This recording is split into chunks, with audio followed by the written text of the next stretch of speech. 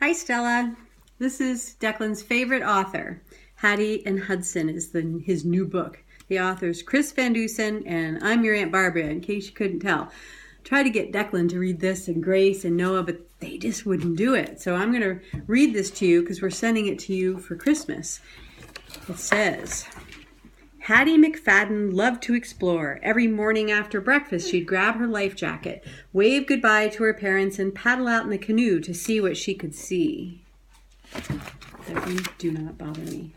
Hattie discovered all kinds of things out on the lake. She watched as a beaver tugged an alder branch slowly through the water. You can't really see that, can you? Above, two bald eagles circled round and round on wings broad and flat, and over in the cove, a family of turtles with shiny black shells basked in the warm summer sun. Hattie was so happy she started singing.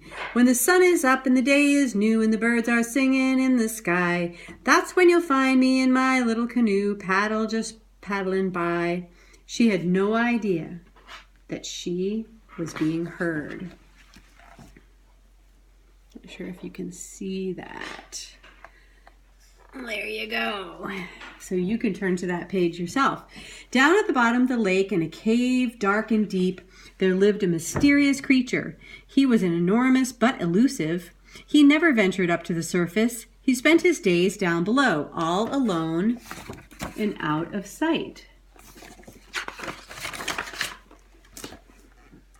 The monster was used to hearing motors buzzing and propellers churning overhead. It was why he stayed hidden in the cave, but today he heard something different. A song, bouncy and bubbly, came echoing down through the water. So come with me, 'cause there's no room for two. We'll be together, you and I, out on the lake in my little canoe, just a-paddling by. It was so cheerful and charming that it drew the beast out of his lair and up toward the light.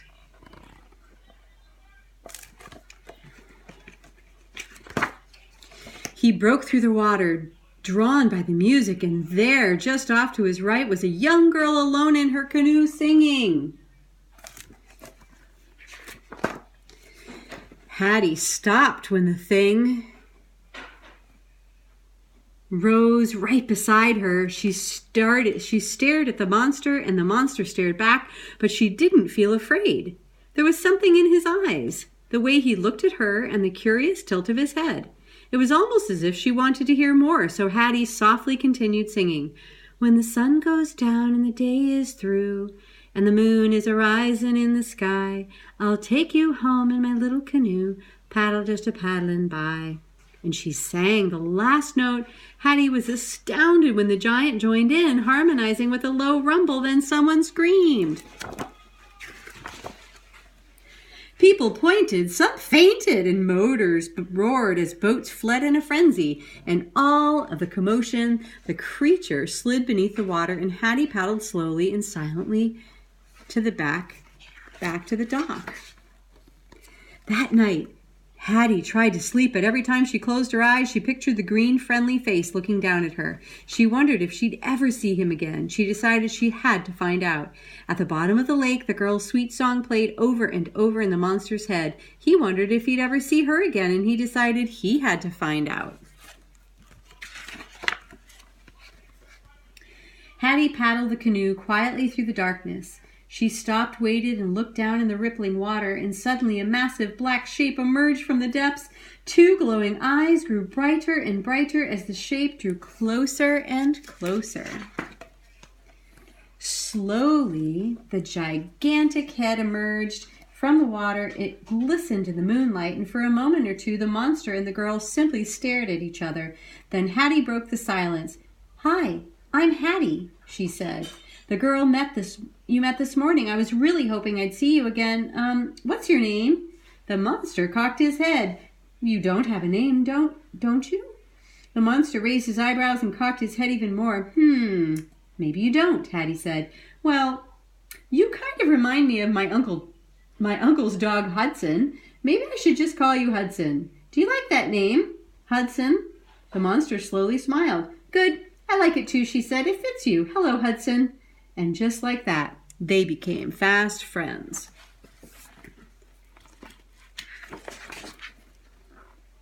The little girl and the huge monster splashed and played in the silvery moonlight until Hattie realized it was time to head home. As she climbed into the canoe, she turned around smiling and said, "Hey, Hudson, let's meet again tomorrow night, okay?" Hudson nodded eagerly and smiled back. And you'll notice that Hattie's wearing her life preserver. She's being safe. The next afternoon, there was a meeting at the town hall. Everyone was yelling, suggesting ways to get rid of what they called the deadly beast. If only I knew him, Hattie thought. She tried to say something, but she was interrupted. She tried again, and no one heard her. She tried several times to speak, and she gave up. When the meeting was over, Hattie walked home with her dad. She felt a little sick. Hattie snuck out again the next night to play with Hudson, but when they met, she didn't feel much like playing. "The townspeople saw you yesterday," she exclaimed. "Everybody thinks you're dangerous. Knowing they're coming to catch you and take you away, I don't know. I think it's going to happen tomorrow. Where to? But we can't let this happen. We need a plan." Hattie was deep in thought when Hudson abruptly nudged the canoe with his nose, nearly knocking it over. "Hey!" barked Hattie. Hudson did it again. "What the heck?" Once again, he bumped the boat, and then he looked at her and smiled brightly. "Wait a minute. I think I know what you're doing," said Hattie. Then she added, "And this could work." This could definitely work. "Hudson, you're a genius." At the break of dawn, Hattie paddled her canoe over to the town landing. The men were already gathered, loading their boats and radars. With radar, ropes, netting, Hattie started to feel sick again. But she had to stay focused. She had to stick to the plan. She had to save her new friend. So she paddled her canoe away from the shore in the center of the lake and waited. Now it was Hudson's turn. He swam up to Hattie, carefully bumped off the bottom of the canoe, and flipped her over easily, tossing Hattie as planned into the water. Hattie flailed her arms. She splashed the water. She pretended to be in serious peril. The men on the landing sprang into action. "Hang on," someone hollered. "We're on our way."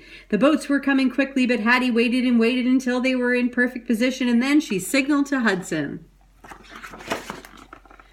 Whoa.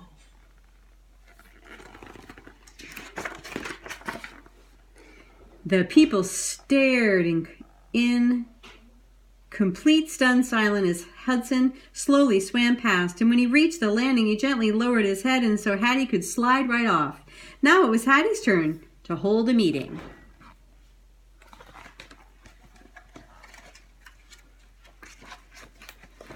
"This is Hudson," she said bravely. "He's a friend of mine. I know you think that he's scary and mean and dangerous, but he's actually very friendly. He won't hurt you. I promise. This lake is his home, and I think he deserves to stay. Once you get to know him, I'm sure you'll agree." Hattie paused. Everyone still stood. Then a young boy slowly walked up and patted Hudson gently on the nose. Another child followed, and then another, and soon after, a few adults cautiously stepped forward. Before long, a crowd had gathered around Hudson.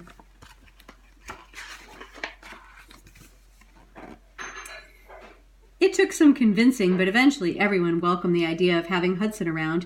He even became something of an attraction. People traveled from far and wide to spend time with this very famous and friendly monster. You see the kids are actually swimming off his head there. That looks like fun. But when the sun went down and the visitors left, for Hattie and Hudson, everything was just as it had been since the beginning. And every night they met in the same place and played the same games and splashed and frolicked under the big silver summer moon.